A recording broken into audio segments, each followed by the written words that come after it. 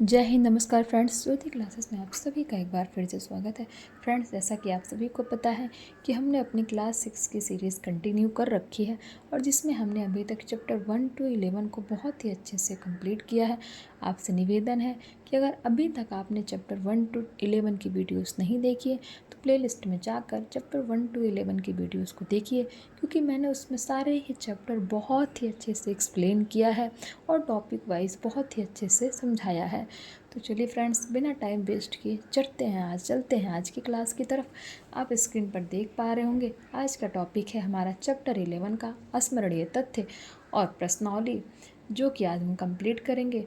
तो फ्रेंड्स, इसको करने से पहले हमेशा की तरह एक बार हमने प्रीवियस क्लास में क्या पढ़ा है उसका क्विक रिवीजन ले लेते हैं, बिकॉज यू नो दैट ना, revision is the most important part of our study. चलिए फ्रेंड्स, फटाफट प्रीवियस क्लास का एक क्विक रिवीजन लेते हैं कि हमने प्रीवियस क्लास में क्या पढ़ा है। फ्रेंड्स, आप स्क्रीन पर देख पा रहे होंगे कि हमने प्रीवियस क्लास में किया था चैप्टर 11, जिसमें हमने देखा था सिलाई के टाँके कैसे लगाए जाते हैं, काज क्या होता है, पैबंद क्या होता है, रफू तथा प्लेट्स डालना किस तरह किया जाता है, stitches, loom, patch, darn and plates of sewing. ये सारे ही टॉपिक हमने बहुत ही अच्छे से एक्सप्लेन किए आपको।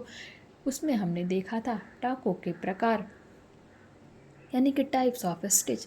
इसमें हमने देखा था कच्चा टाँका, समान कच्चा टाँका, बखिया, फिर हमने देखा था उसमें तुरपन क्या होती है, फिर देखा था दोहरी सिलाई, फिर हमने देखा था ओरमा, देन हमने कवर किया था फेलिंग सिलाई। ये सारे हमने प्रकार कवर किए थे फ्रेंड्स। फिर हमने देखा था नेक्स्ट टॉपिक काज बनाना, कि काज क्या होता है और काज किस तरह बनाया जाता है। इसमें कुछ पॉइंट्स हमने देखे थे, आप स्क्रीन पर देख पा रहे होंगे। फिर हमारा नेक्स्ट पॉइंट था, यानी कि नेक्स्ट टॉपिक था चुन्नट प्लेट डालना, यानी कि चुन्नट प्लेट डालना किसे कहते हैं, इंसर्टिंग प्लेट। इंग्लिश में अब मैंने क्या बताया था आपको, इसको इंसर्टिंग प्लेट कहते हैं। क्योंकि फ्रेंड्स, कई सारे वर्ड्स ऐसे होते हैं बुक में जो कि हमें समझ में नहीं आते। हिंदी में तो हिंदी के कई सारे वर्ड होते हैं जो इंग्लिश में ही समझ में आते हैं, और इंग्लिश के कई सारे वर्ड होते हैं जो हिंदी में ही समझ में आते हैं। तो फ्रेंड्स, इसीलिए मैंने आपको ये series English to Hindi mix कराने की कोशिश की है, जिसमें आपको किसी भी वर्ड को समझने में कोई प्रॉब्लम ना हो। तो चुन्नट प्लेट डालना को इंग्लिश में क्या बोलते हैं, इंसर्टिंग प्लेट। तो इसमें हमने देखा था कि चुन्नट प्लेट डालना होता क्या है और उसको किस तरह करते हैं। फिर हमने कवर अप किया था नेक्स्ट टॉपिक हमारा रफ़ू करना, कि रफ़ू करना क्या होता है, रफ़ू की ज़रूरत क्यों पड़ती है, फिर इसकी विधि क्या होती है, ये हमने देखा था। स्क्रीन पर आप देख पा रहे होंगे रफ़ू करने की विधि, जो आपको बहुत ही अच्छे से पिक्चर के माध्यम से समझ में आ रही होगी। नेक्स्ट हमने देखा था पैबंद लगाना क्या होता है, यानी कि अप्लाई टू पैचेस। पैबंद को क्या बोलते हैं फ्रेंड्स, पैचेज बोलते हैं। इसको आप पैचिंग भी बोल सकते हो। इसमें हमने देखा था कि पैचेस कितने प्रकार के होते हैं, 3 प्रकार के होते हैं। इसमें गोल पैबंद, चौकोर पैबंद, तिकोना पैबंद, यानी कि round patches, square patches and triangle patches. पैबंद लगाने की विधि कौन कौन सी होती है और पैबंद के नियम कौन कौन से होते हैं, ये भी हमने कवर अप किया था। तो ये था फ्रेंड्स हमारा प्रीवियस क्लास का टॉपिक, जो कि हमने बहुत ही अच्छे से आपको एक्सप्लेन कराया था। और आज करेंगे हम इसी चैप्टर के स्मरणीय तथ्य, यानी कि मेमोरेबल फैक्ट, जिसको आप इस चैप्टर का कंक्लूज़न भी बोल सकते हो। एक वर्ड में आप इसको समरी भी बोल सकते हो, क्योंकि अगर आपने इस चैप्टर को अच्छी तरह से नहीं भी पढ़ा है या इसकी वीडियो नहीं देखी है, तो भी आप इन पॉइंट्स को अगर एक बार देख लेते हो तो सारे इस चैप्टर का मैक्सिमम पार्ट आप कवर कर लेते हो। तो इसमें पहला पॉइंट क्या है, सिलाई कला में पूर्णता के लिए गृहिणी को सिलाई के टाँकों के साथ साथ काज बनाना, पैबंद लगाना, रफू करना तथा प्लेट्स डालने का भी ज्ञान होना आवश्यक होता है। नंबर 2 पॉइंट क्या है, वस्त्र पर सभी जगह एक जैसी सिलाई उचित नहीं रहती है, क्योंकि कहीं कहीं पर अलग अलग तरह की सिलाई की जाती है। हर एक कपड़े पे एक ही तरह की सिलाई तो नहीं होती ना फ्रेंड्स, जिस जगह पर जैसी ज़रूरत होती है उसी तरह की सिलाई की जाती है। नेक्स्ट पॉइंट है, काज काटने में सदैव सावधानी बरतनी चाहिए। कपड़े के फट जाने पर रफू तथा पैबंद लगाने की आवश्यकता है। पैबंद लगाने के लिए प्रयोग में लाने वाले धागे का रंग कैसा होना चाहिए? धागे का रंग तथा धागे की मोटाई कपड़े के अनुसार ही होनी चाहिए। चुन्नट डालने के लिए सबसे पहले पक्के धागे में कच्चा किया जाता है, यानी कि चुन्नट डालने के लिए सबसे पहले पक्के धागे में कच्चा किया जाता है। तो ये था फ्रेंड्स इस चैप्टर का स्मरणीय तत्व। डालते हैं इसकी प्रश्नावली पर एक नज़र, जिसमें हम देखेंगे बहुविकल्पीय प्रश्न, जिसमें है विशेष प्रकार के कपड़ों के लिए टाँका उपयुक्त होता है। विशेष प्रकार का, साधारण टाँका, उपरोक्त दोनों। विशेष प्रकार के कपड़ों के लिए टाँका उपयुक्त होता है, तो कैसा टाँका उपयुक्त होता है? विशेष प्रकार का, साधारण टाँका, उपर्युक्त दोनों, या इनमें से कोई नहीं।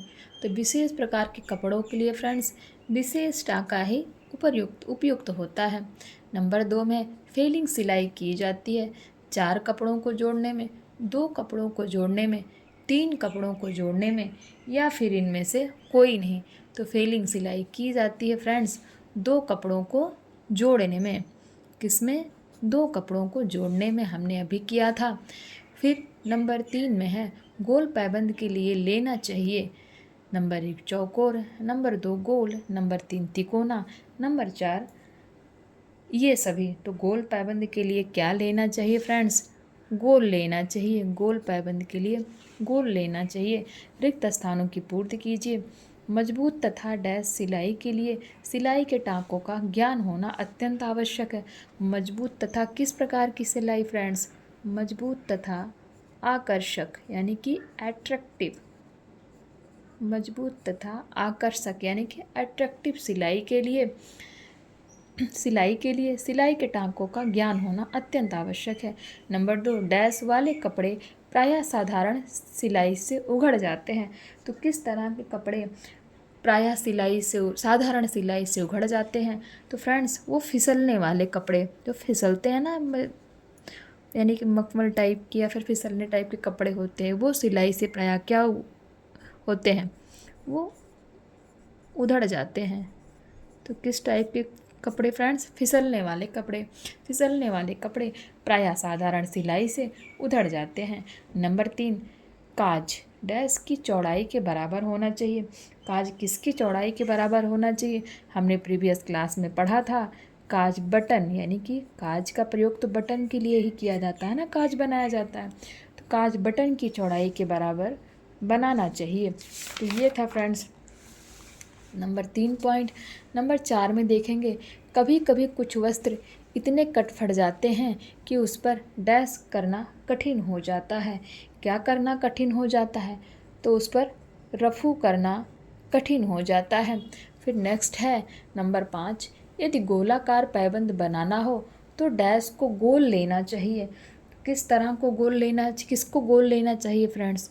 तो छेद को, जो छेद होता है उसको क्या करना चाहिए? गोल लेना चाहिए। तो ये था फ्रेंड्स हमारा रिक्त स्थान। अब फटाफट देख लेते हैं इस चैप्टर का सही गलत। तुरपन के टाँकों में कुछ तिरछापन रहता है, तो ये स्टेटमेंट क्या हो जाएगा?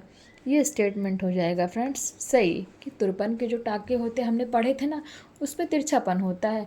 नंबर 2 काज सदैव बटन के अनुसार ही काटना चाहिए, यानी कि बटन की चौड़ाई जितनी है उसी प्रकार से काज काटना चाहिए। तो ये स्टेटमेंट भी क्या हो जाएगा? ये स्टेटमेंट भी फ्रेंड्स हमारा ट्रू हो जाएगा। नंबर 3 चुन्नट का प्रयोग अधिकतर छोटे बच्चों के कपड़ों में देखने को मिलता है।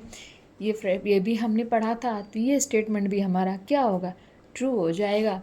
फिर हमने देखा था पैबंद लगाने के लिए सदैव कपड़े के रंग से दूसरे रंग का धागा ही प्रयोग करना चाहिए। नहीं फ्रेंड्स, ये स्टेटमेंट हमारा सही है कि गलत? तो ये स्टेटमेंट हमारा गलत हो जाएगा, क्योंकि जो धागा प्रयोग होता है वो हमेशा कपड़े के रंग का ही होता है। फ्रेंड्स ये थी आज की क्लास, जिसमें हमने चैप्टर 11 को बहुत ही अच्छे से कंप्लीट किया। आप ये देख सकते होंगे इस चैप्टर का आंसर की भी आपके पास है। आप चाहें तो इसका भी स्क्रीनशॉट लेके रख सकते हैं फ्रेंड्स, नहीं तो मैं तो कराती ही हूँ, कोई दिक्कत वाली बात नहीं है। तो फ्रेंड्स आई होप आपकी आज की क्लास आपको अच्छी लगी हो। अगर हाँ आपको क्लासेस अच्छी लग रही हो तो प्लीज़ फ्रेंड्स कमेंट कीजिए और मुझे बताइए। मैं आपको और भी अच्छे से मटेरियल प्रोवाइड करने की कोशिश करूँगी, क्योंकि फ्रेंड्स आपको पता है पढ़ाने में बहुत मेहनत लगती है। तो अगर आपको क्लास अच्छी लग रही हो तो प्लीज़ अपने कमेंट्स हमें ज़रूर बताइए। और हाँ, कोई डाउट हो तो आप वो भी बिना झिझक पूछ सकते हैं। फ्रेंड्स, फटाफट हम इस सीरीज को कंप्लीट करेंगे, फिर हम चलेंगे क्लास 7th की होम साइंस पे, फिर हम उसको भी अच्छे से देखेंगे। ऐसे करते करते फ्रेंड्स हमारा 6 to 12th का जो टारगेट है आप सभी के साथ के माध्यम से वो कंप्लीट होगा, पर उसके लिए मुझे आप सभी का साथ चाहिए। और अगर ये सीरीज़ अच्छी लग रही हो तो प्लीज़ कमेंट करके बताइए, और कोई डाउट हो तो आप बेझिझक पूछ सकते हैं। तो चलिए फ्रेंड्स, आज की क्लास बस यहीं तक, मिलते हैं नेक्स्ट वीडियो में। तब तक के लिए जय हिंद, नमस्कार।